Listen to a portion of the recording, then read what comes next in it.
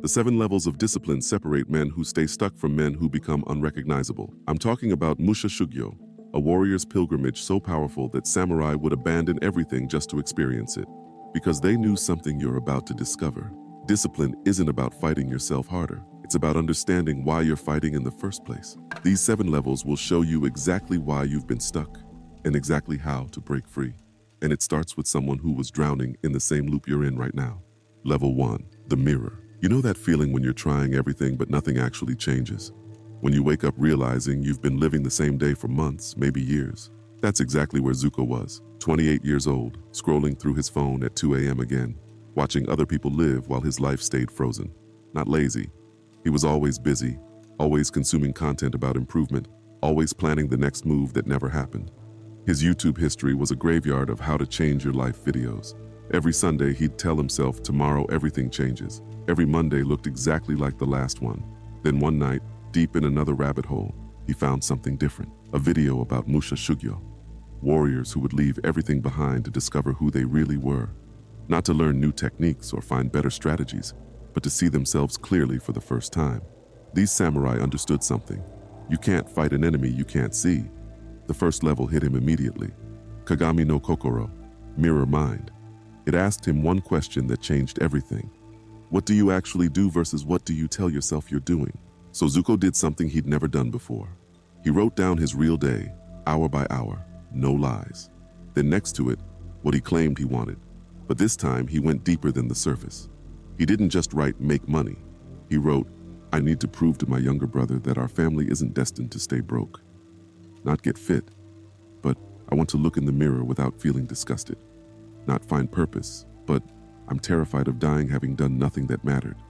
But the reality was brutal. 6 hours consuming content about success, 30 minutes actually working toward it. 3 hours planning his morning routine, 0 mornings actually following it. He talked about discipline while living completely on autopilot. The pattern was clear. He was addicted to the feeling of potential change without ever changing.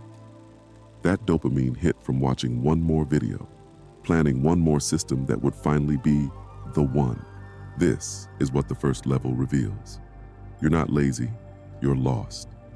You don't lack discipline, you lack clarity about what you're actually doing versus what you pretend you're doing.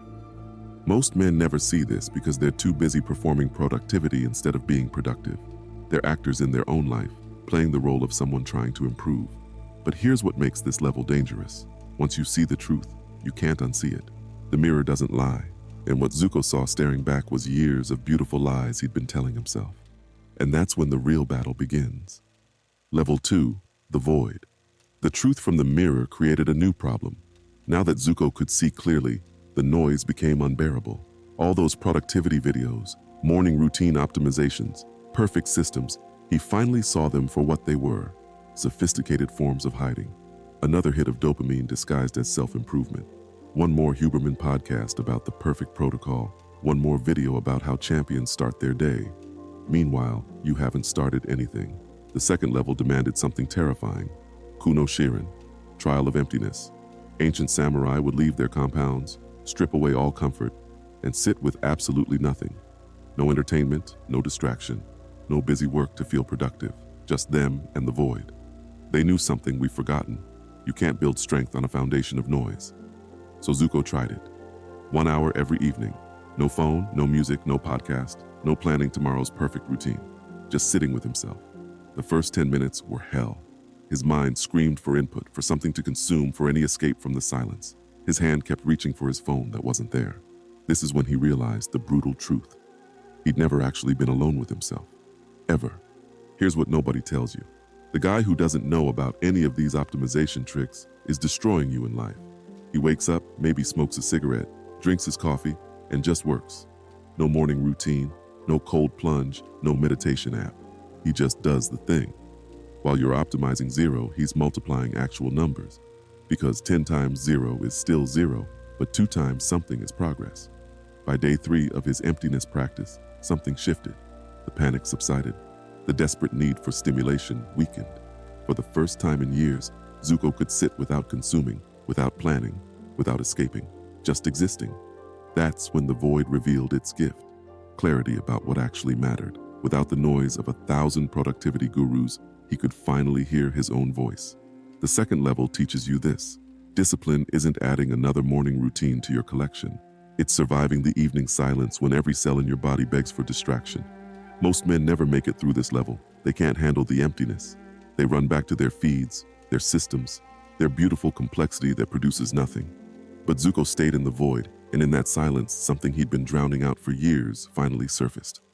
Level 3, the shadow. In the silence of the void, something dark emerged. Every promise Zuko had ever broken to himself. I'll start tomorrow. This is the last time. Monday, I change everything. Years of lies stacked up like corpses, and behind them all stood the same enemy, the version of himself that always chose comfort over growth. The third level has a name. Kage no Tatakai, shadow battle. You know you're capable of more, but something always pulls you back. Maybe school broke you. That system designed to kill creativity and reward obedience. You were told you weren't smart because you couldn't sit still for 8 hours memorizing useless facts. Many broke there and never recovered. It wasn't your fault, but now it's your problem.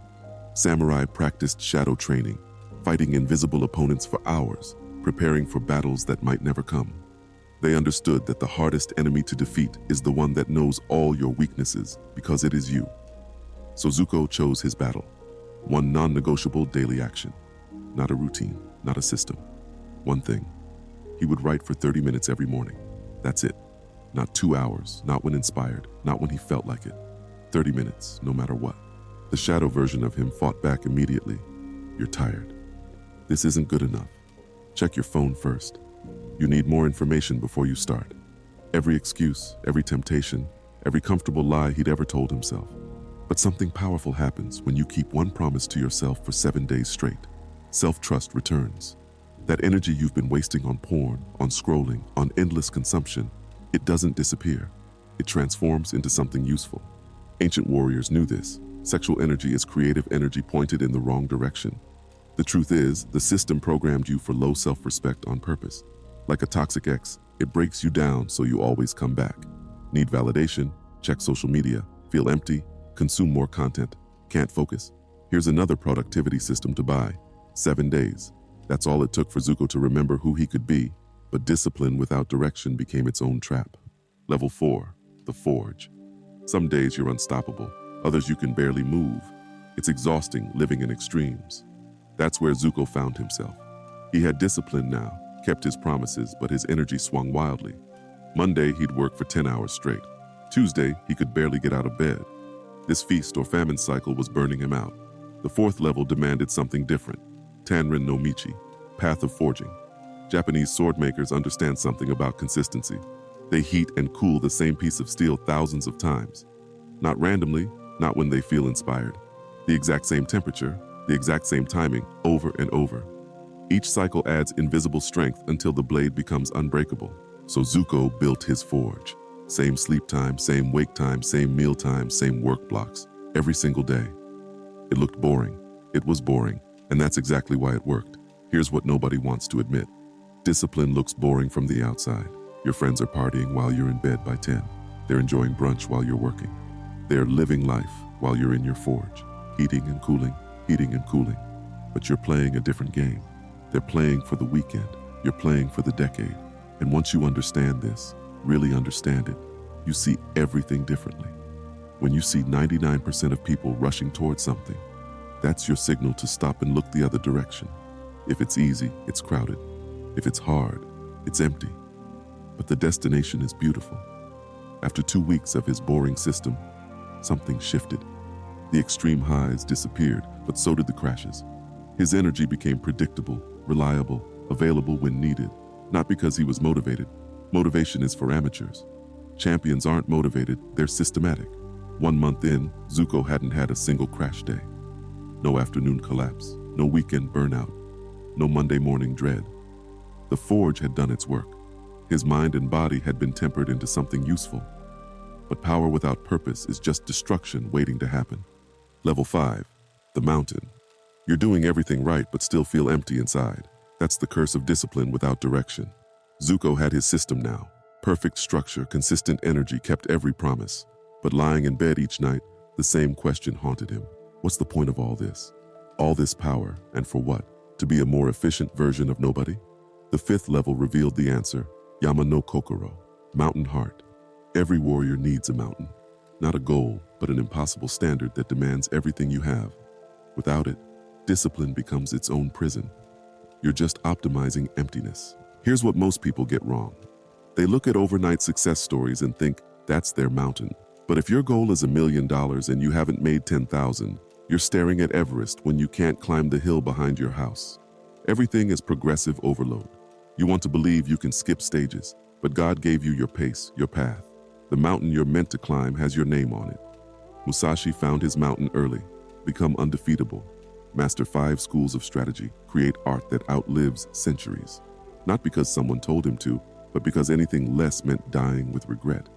So Zuko asked himself, what would I regret not attempting on my deathbed? The answer came immediately. He wanted to build something that would support his family for generations. Not just money, legacy, proof that their bloodline wasn't cursed to struggle forever. Everything clicked.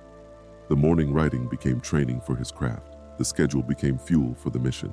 Discipline becomes automatic when the mission is clear. But the path became clear, and it meant walking away from normal forever. Level 6, the winter.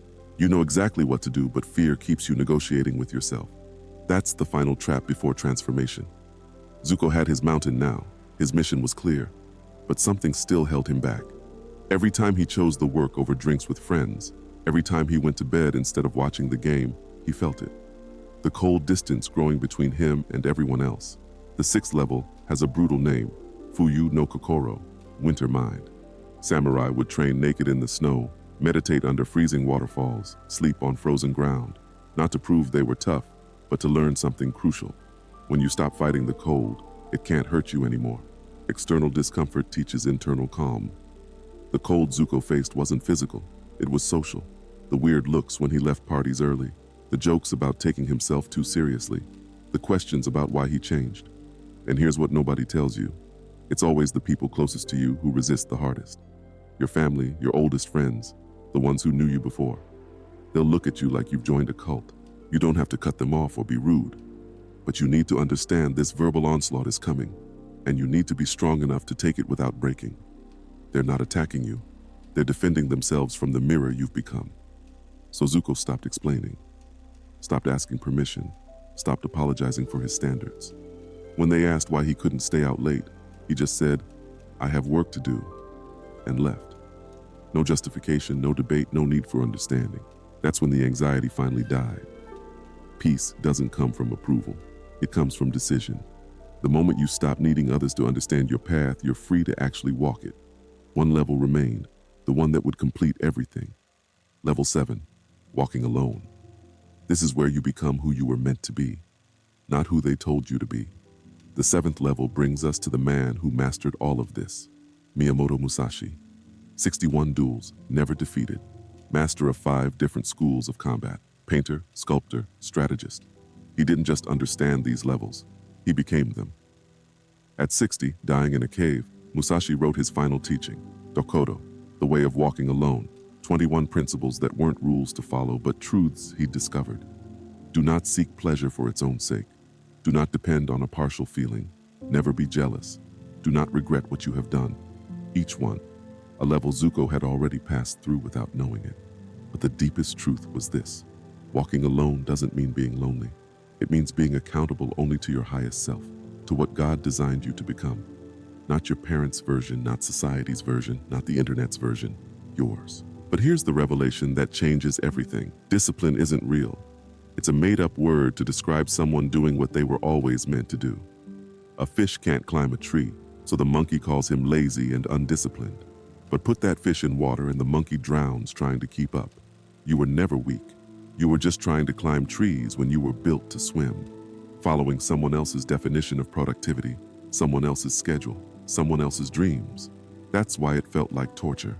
That's why nothing stuck. The 7 levels don't add discipline. They remove everything that isn't you. Every false expectation, every borrowed goal, every voice that isn't yours. What remains isn't forced. It's as natural as breathing. Tomorrow morning you choose comfort or your first step on the warrior's path.